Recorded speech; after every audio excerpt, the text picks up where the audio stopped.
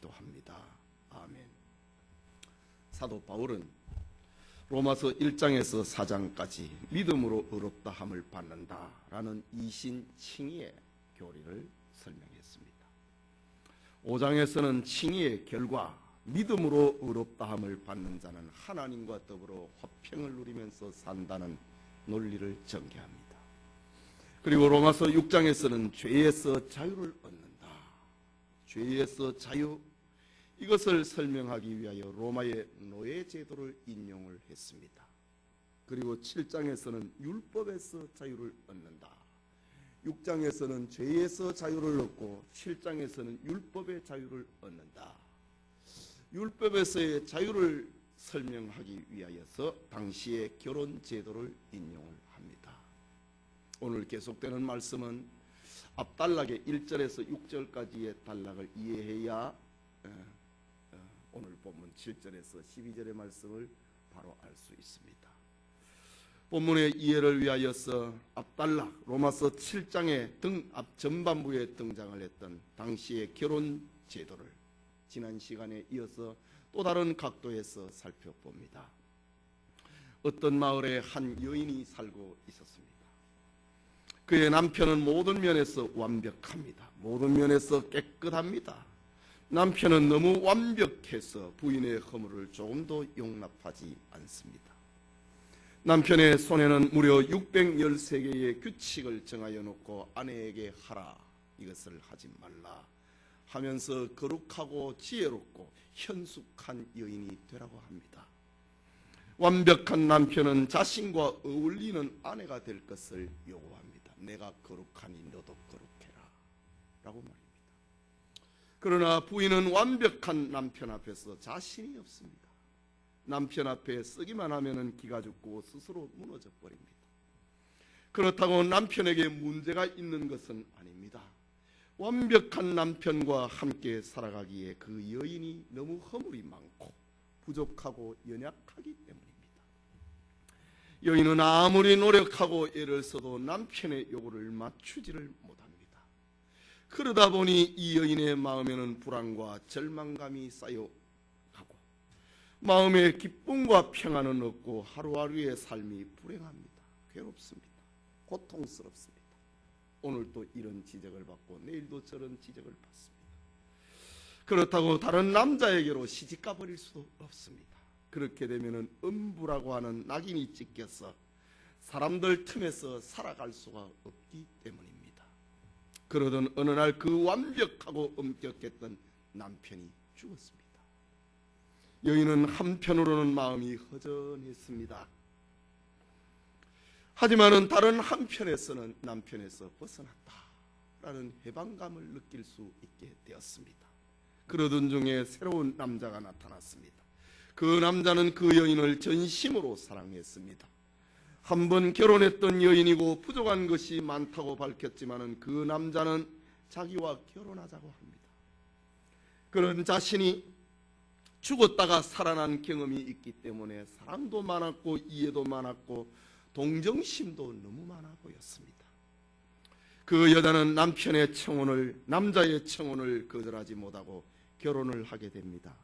이 여인은 난생 처음으로 마음의 평안을 얻게 됩니다. 이제서야 세상을 살아가는 재미를 느끼게 되고 새 남편은 사랑과 기쁨의 대상이 되었습니다. 여러분, 지금 우리가 무엇에 대한 이야기를 하고 있는 겁니까?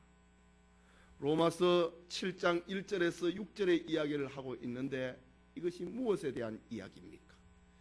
그 여자에게 아주 엄격했던 전 남편은 율법입니다. 사랑과 이해심으로 충만한 새 남편은 그리스도 예수입니다. 억압되고 불행했다가 행복을 얻었던 이 여인은 바로 오늘의 우리 성도들을 가리키고 있는 말입니다. 지난날 율법과 더불어 살아가던 우리의 모습이 어땠습니까? 율법이 주는 죄책감과 중죄 때문에 고통스러웠습니다. 괴로웠습니다. 그러나 이제는 달라졌습니다. 우리는 예수 그리스도의 신부가 되었습니다. 더 이상 법 아래 얽매여 살지 않게 되었고 우리는 은혜 아래서 살게 되었습니다.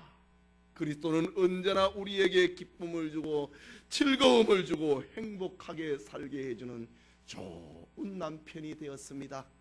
내가 온 것은 양으로 생명을 얻게 하고 더 풍성하게 하려 함이라고 하는 축복의 사람이 되었습니다. 주님께서는 자기 사람을 사랑하시되 끝까지 사랑하시리라고 하는 사랑하시니라고 하는 이런 사랑을 가지고 우리에게 언제나 다가오십니다. 그런데 여기서 한 가지 의문을 가지게 됩니다. 율법이라고 하는 전 남편, 율법이라고 하는 것이 과연 나쁜 것이었는가? 율법이 우리를 못살게 굴고 괴롭게 만드는 존재였는가? 사도 바울은 그렇지 않았다고 하는 겁니다. 율법은 그렇게 나쁜 것도 아니었고 우리를 못살게 구는 것도 아니었다 라고 하는 것이 오늘 본문 7절에서 12절까지 들려주고 있는 바울의 메시지입니다. 이 시간 율법과 죄라는 제목으로 로마서 강해 계속하고자 합니다. 말씀을 듣는 우리 모두에게 하나님의 은혜 주심, 율법의 기능이 무엇인가 라는 하나님의 은혜 주심이 우리에게 있기를 소원합니다. 첫째로 율법은 우리의 죄를 알려주는 기준이 된다. 본문 7절의 말씀인데 우리 조목조목 말씀을 읽어가면서 강의하겠습니다. 같이 읽읍시다. 그런즉 우리가 무슨 말 하리요? 율법이 죄냐? 그럴 수 없느니라. 율법으로 말미암지 않고는 내가 죄를 알지 못하였으니 곧 율법이 탐내지 말라 하지 아니하였다면 내가 탐심을 알지 못하였으리라 라고 기록합니다. 전반부에 7장 전반부에 아주 완벽하고 엄격했던 남편에 대한 이야기를 했습니다. 그러면 그 남편이라고 하는 율법이 나쁜 것이었는가? 죄였느냐?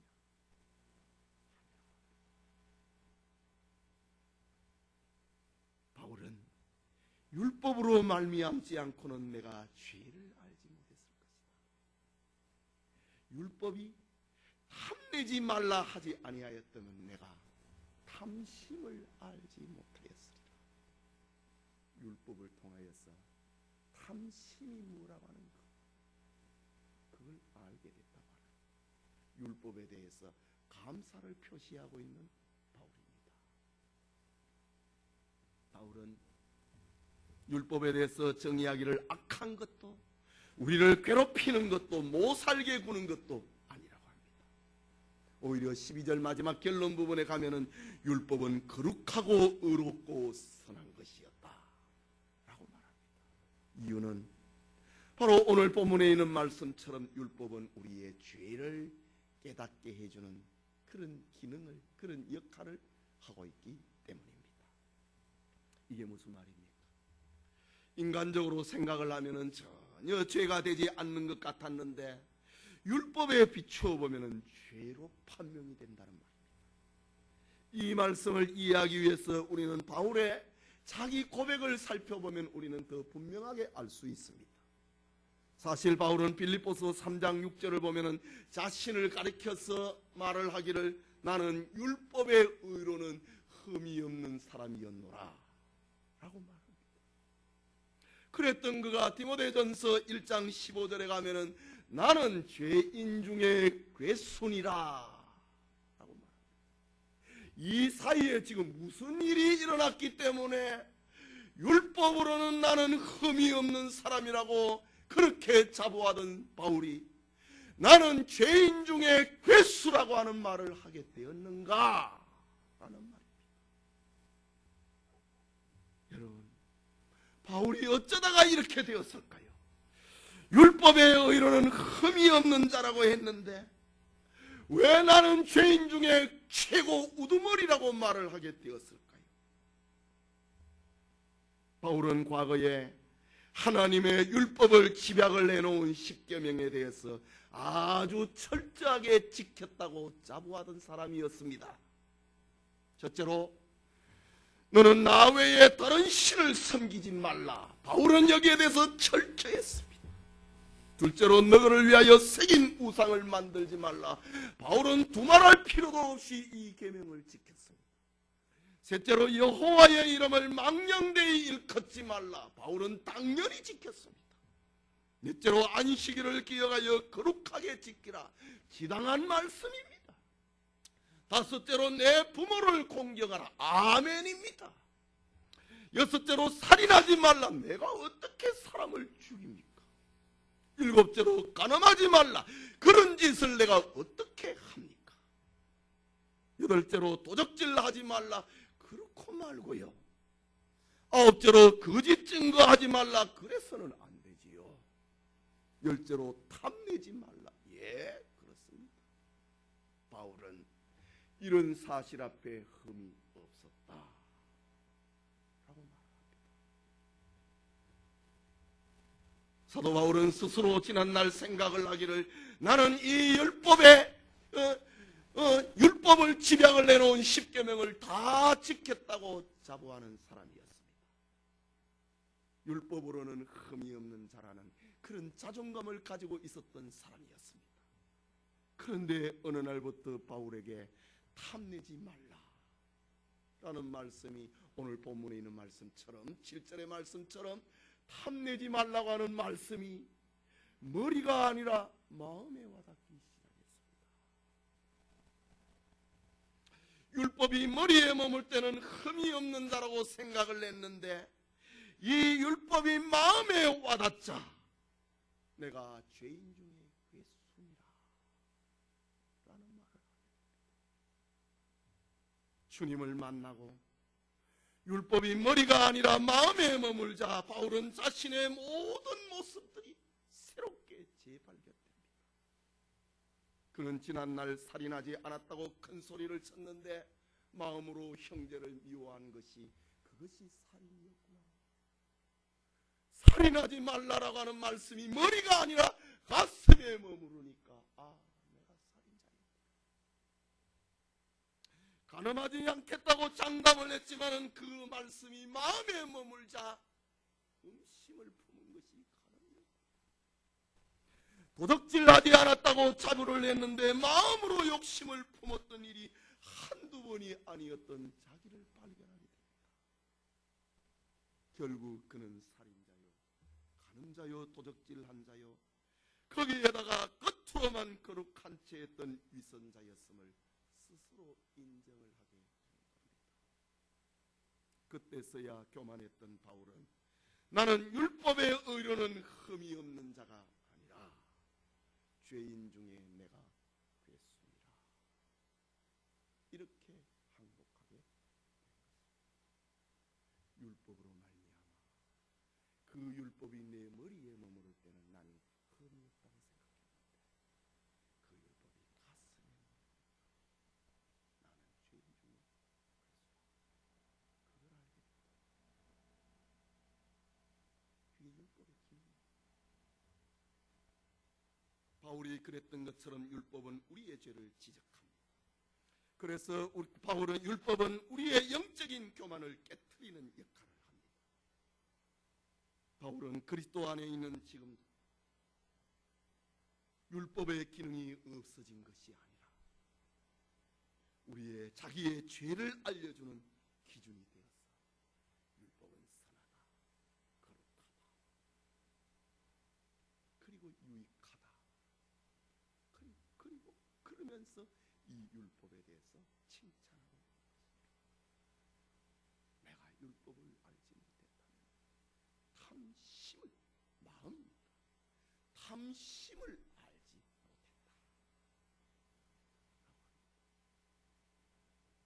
이것은 율법 아래 살아가고 있는 유대인뿐만 아니라 율법을 알지 못하고 살아가는 이방인된 우리에게도 역시 마찬가지입니다. 우리가 자연인으로 있을 때에 주일을 거룩하게 지키고 예배의 날로 살아야 된다고 하는 것에 안 사람이 누가 있습니까?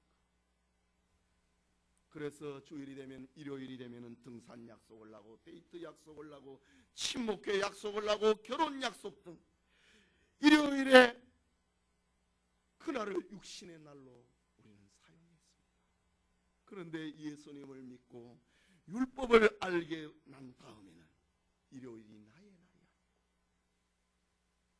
나의 휴일이 아니라 하나님 앞에 예배를 드리는 주님의 날, 주일이라고 하는 것을 알게 된 것입니다. 그래서 주일을 어기면 양심의 가책을 느끼게 됩니다. 회개하지 아니하면 괴롭게 되는 것입니다.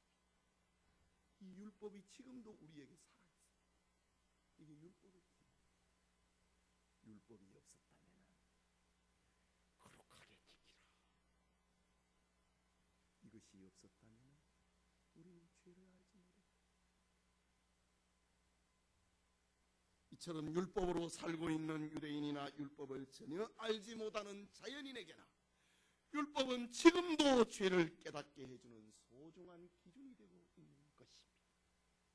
그러므로 율법은 12절의 말씀처럼 율법은 더러운 것이 아니고 필요 없는 것이 아니고 거룩한 것이다, 의로운 것이다, 선한 것이다 라고 바울은 들려주고 있는 것입니다.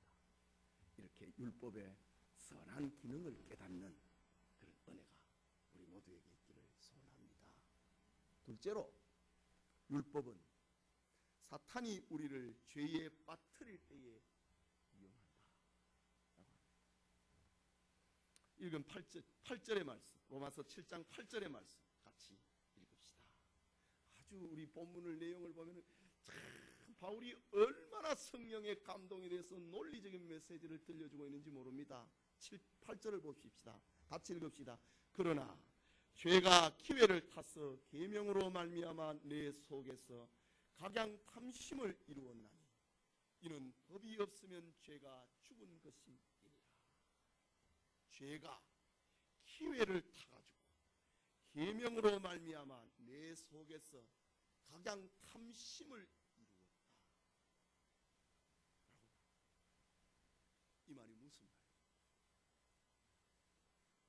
사탄이 죄가 선하고 의로운 하나님의 말씀을 이용한다는 말입니다.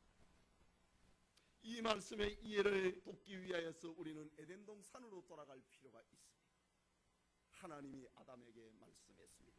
아담아, 동산 각종 나무의 실과는 내가 임의로 먹되 선악을 알게 하는 나무의 실과는 먹지 말라.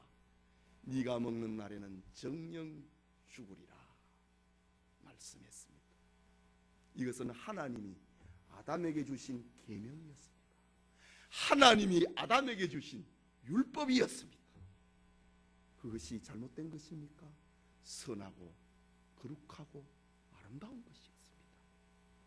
그런데 사탄이 이 계명을 이용합니다. 아담으로 하여금 죄를 짓는 기회로 하나님의 말씀을, 율법을 사탄이 그걸 이용을 한다는 말입니다. 사탄은 먼저 아담의 아내 하와에게 접근합니다. 하와야, 하나님이 참으로 너희들어 동산 모든 나무의 실과를 먹지 말라 하시더냐 하고 물었습니다. 그러면서 너희가 결코 죽지 않는다. 너희가 그것을 먹는 날에는 너희 눈이 밝아 하나님과 같이 되어 선악을 알 줄을 하나님이 아심이니라. 율법을 이용을 해서 악용을 하고 있는 하나님으로부터 아담과 하와가 계명을 받았는데 그것을 꼬아가지고 아담과 하와를 죄를 짓도록 만든다. 바울이 지금 그 말입니다. 죄가 기회를 타서 계명으로 말미암아 내 속에서 각양 양심을 이루었나니 이는 법이 없으면 죄가 죽은 것임이니라. 에덴 동산에서 이런 하나님의 말씀이 없었다면 죄도 없었습니다. 그렇죠? 사탄은 하나님의 말씀을 이용을 해가지고 성도를 넘어뜨린다. 하와는 사탄의 말을 듣고 선악과를 바라보았습니다. 먹음직했습니다. 보암직했습니다. 먹으면 지혜가 절로 생겨나는 것처럼 탐스러워 보였습니다. 그러자 마음에 탐심이 작동했습니다. 결국은 따먹고 죄를 지었습니다. 사탄이 하나님의 계명을 이렇게 이용한 것입니다. 예수님이 공생애를 시작을 할 때에 성령에 이끌려서 광야에서 40일간 금식하고 기도하십니다. 그때에 사탄이 나타났습니다. 배가 고프냐? 이 떡을 들어서, 돌을 들어서 떡덩이가 만들어라. 그리고 먹으라고 했습니다. 예수님이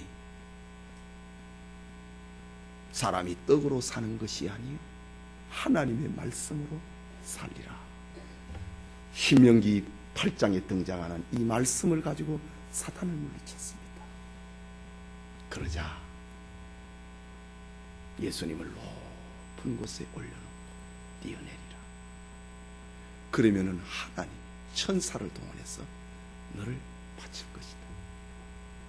하나님을 시험하지 말라. 예수님이 그렇게 말하였습니다. 나에게 경배해라. 그러면 천하 모든 것을 너에게 주겠다. 오직 하나님에게만 경배하라. 사탄이 예수님에게 접근할 때 하나님의 말씀을 가지고 접근했습니다. 그러나 예수님은 거기에 넘어지지 않았지요. 이런 의미에서 사탄은 율법을 가지고 우리로 하여금 죄에 빠지게 만듭니다. 말하자면 율법이 없으면 죄가 죽은 것이 되는데 사탄은 이 율법을 가지고 우리로 하여금 죄에 빠뜨리는 역할을 하게 되는 겁니다. 미국의 유명한 유수 해설가인 폴 하비가 추운 지방에 살고 있는 에스키모인들이 어떻게 늑대를 잡는 자에 대해서 강의를 한 적이 있었습니다. 에스키모들은 늑대를 잡기 위해서 아주 날카로운 칼날에 피를 묻히고 그것을 얼립니다. 그리고 또다시 피를 묻히고 그걸 얼립니다.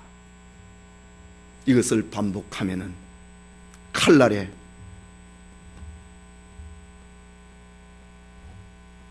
얼음이 점점 늘어나니까 속에 칼날이 보이지 않습니다.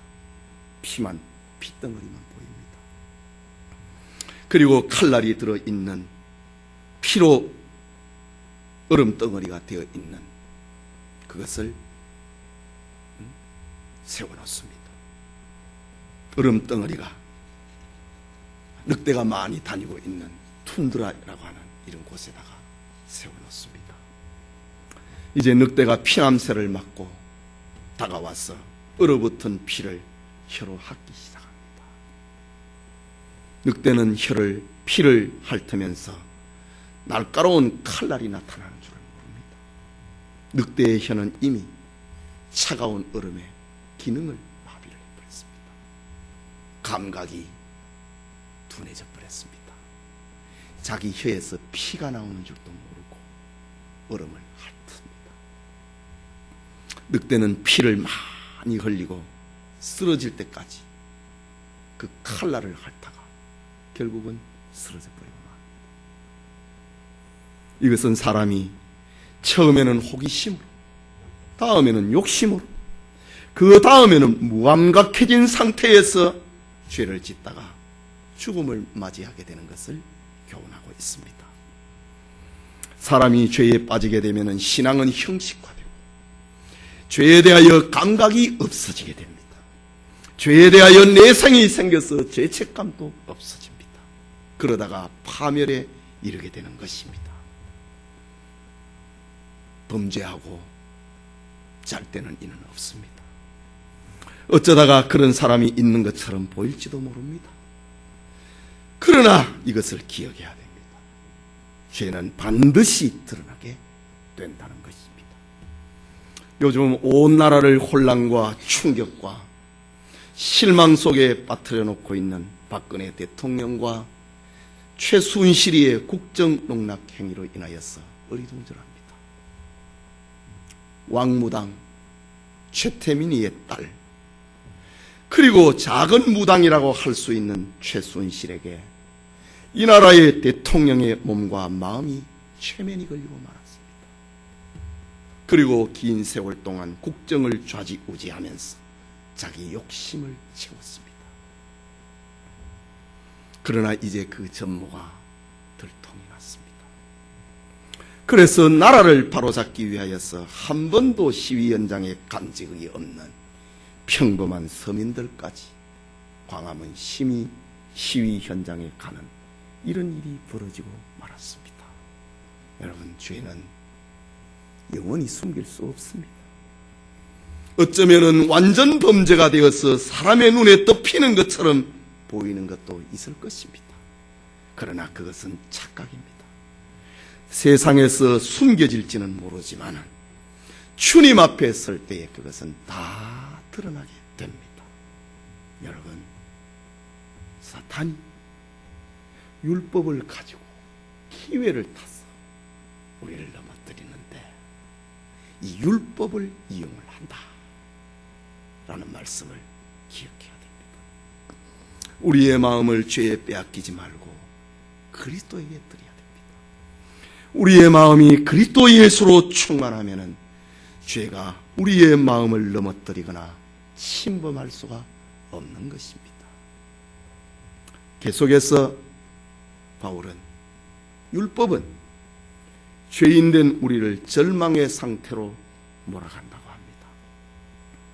여러분, 율법은 하나님이 우리에게 요구하는 의의 기준이라고 말로 했습니다. 그 기준은 완벽합니다. 서론과 지난 시간에 살펴본 것처럼 부부의 예화에서 알 수 있듯이 현실적으로 그러나 우리는 너무 부족합니다. 그래서 율법의 기준을 다 지켜서 의롭다 하심을 얻을 사람이 아무도 없습니다. 결국 우리는 율법 앞에 서게 될 때에 깊은 절망감을 느낄 수밖에 없는 것입니다. 그것을 알려주고 있는 말씀이 오늘 본문 9절의 말씀입니다. 같이 읽겠습니다. 전에 법을 깨닫지 못할 때에는 내가 살았더니 계명이 이르게 되매 죄는 살아나고 나는 죽었도다. 참 심오한 말씀입니다. 사도 바울은 율법의 전문가였습니다.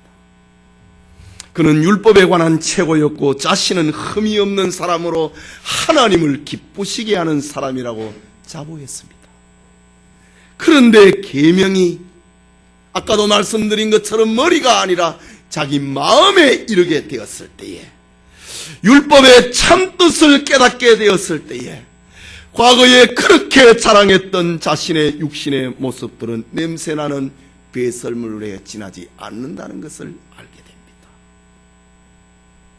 전에 법을 깨닫지 못할 때는 내가 살았더니 계명이 이름에 죄는 살아나고 나는 죽었도다. 하나님의 말씀을 바로 깨달으니까 나에게 죄는 살아나고 나는 죽구나 라는 말입니다. 말하자면 바울은 율법을 범한다고 하는 것이 자기와는 아무런 상관이 없는 줄로 알았습니다. 그런데 이제 율법의 참뜻으로 말미암아 자기에게 죄는 살아나고 자기는 더러운 죄인임을 깨닫게 되었다는 말입니다. 이전에는 살았다고 생각했던 자신이 실제로는 영적으로 죽은 자에 지나지 않았다고 하는 것을 알게 된 것입니다. 결국 바울은 예수님의 비유 가운데 나오는 세리처럼 자기 가슴을 치면서 절망을 하고 하나님께 부르짖지 않을 수가 없었습니다. 계명이 이름에 죄는 살아나고 나는 죽었도다.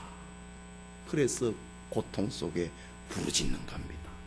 감히 눈을 들어 하늘을 우러러 보지도 못하고 다만 가슴을 치며 가로되 하나님이여 불쌍히 여기옵소서 나는 죄인이로소이다 라고 말하게 됩니다. 24절의 말씀처럼 오라 나는 곤고한 사람이로다. 이 사망의 몸에서 누가 나를 건져내랴. 계명이 이르매 나에게서 죄는 살아나고 너는 죄인이다 라는 죄는 살아나고 나는 죽었다. 고통스러운 겁니다. 성도님, 오늘 예배를 드리면서 율법 앞에서 여러분도 이런 절망을 해보시기를 바랍니다. 하나님의 말씀을 피상적으로 알면은 자기가 잘 믿는 줄로 알고 자기가 대단한 줄로 압니다. 그러나 하나님의 말씀을 마음으로 깨닫게 되면은 죄는 살아나고 여러분 죽는 겁니다. 가슴을 치면서 기도하던 세리처럼 여러분이 돼야 됩니다. 전에 법을 깨닫지 못할 때에는 내가 살았더니 계명이 이름에 죄는 살아나고 나는 죽었도다. 오라 나는 곤고한 사람이로다. 이 사망의 몸에서 누가 나를 건져내랴. 바울처럼 계명 앞에서 여러분에게 실망하고 절망을 하는 이런 은혜가 있기를 바랍니다.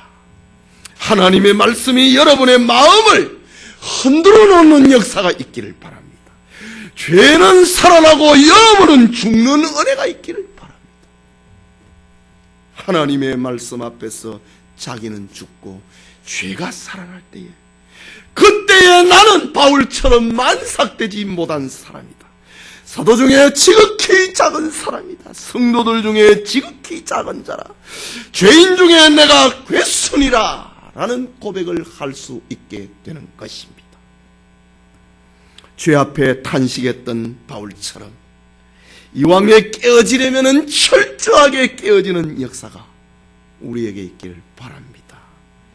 이것이 우리에게 역사하는 율법이라고 하는 기능입니다.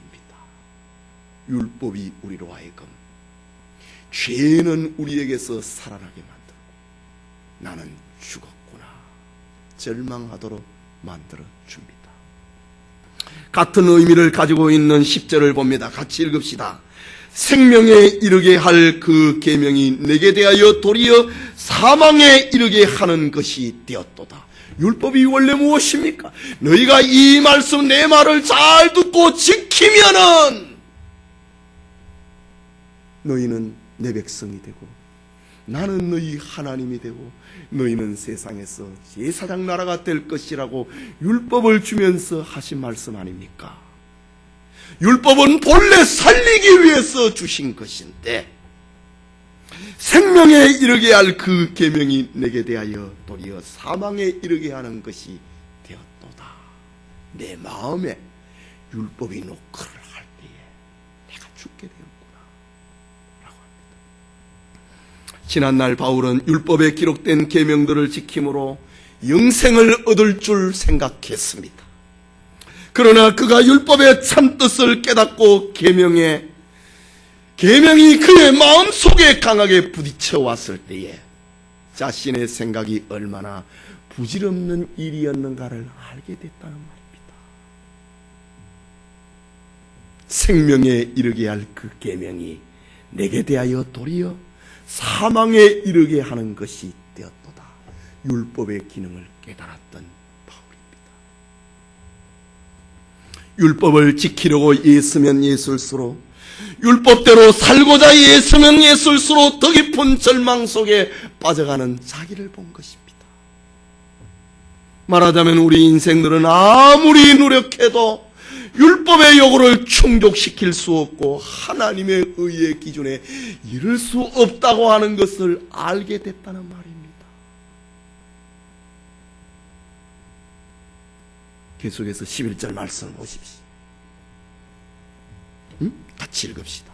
죄가 기회를 타서 계명으로 말미암아 나를 속이고 그것으로 나를 죽였는지라. 율법이 왜 바울을 죽였다고 합니까? 죄가 기회를 타서 계명으로 말미암아 나를 속이고 그것으로 나를 죽였다고 합니다. 율법이 나를 속였다고 합니다.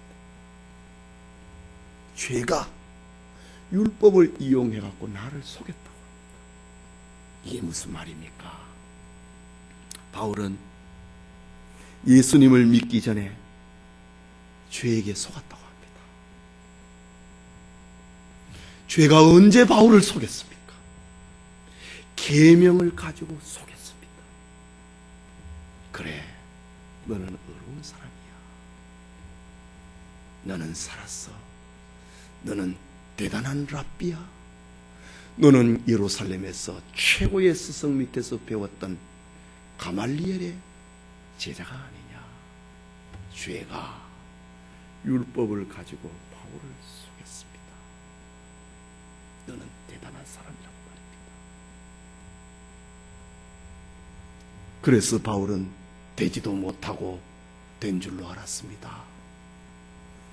자기는 살았고 구원을 얻은 줄로 알았습니다. 그래서 예수 그리스도를 모욕했습니다. 예수를 추종하는 교회를 열심히 핍박했습니다.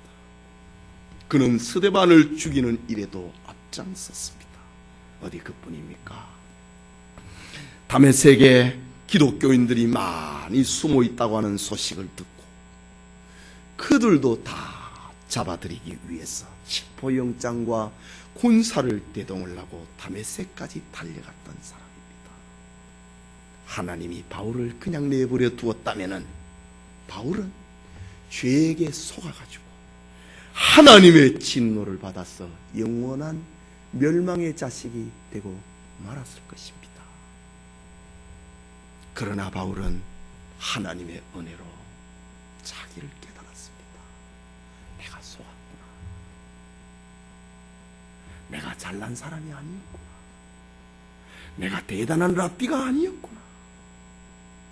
율법을 가리키는 최고의 랍비였는데 율법이 말하고 있는 예수를 몰랐으니 나는 멍텅구리였구나.